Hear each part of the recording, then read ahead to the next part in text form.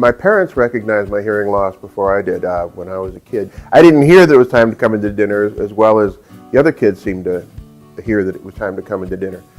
I still remember the first time I walked out of here and just noticing all these things I hadn't noticed in so long that I don't know if I ever noticed them. Things like tires going by and the sound of your pants rubbing together when you walk. All these odd little things that other people take for granted. Some of those sounds are a little bit distracting at first.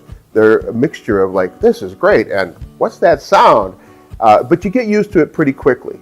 For a long time, what I did to manage my hearing issues was really accommodate, just kind of figuring out when you don't wear hearing aids what people are saying, and sometimes you can fake it when you don't. And then I began to recognize that I was missing some sort of important thing. The service I get at Hearing Care Specialist is really important to my ability to wear hearing aids and have it be a satisfying experience. One of the things about wearing hearing aids is that they take a little bit of work. It's not like getting your oil changed. It's a pretty sophisticated process, and it takes knowing each other and having a relationship so that you know you're heard.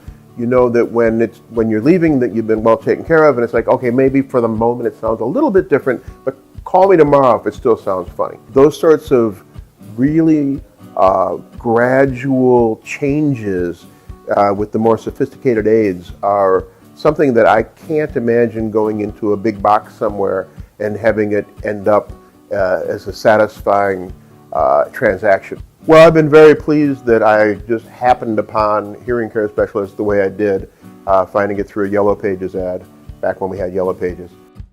My name is Paul Strickland. I've been coming to Hearing Care Specialist since about 1996.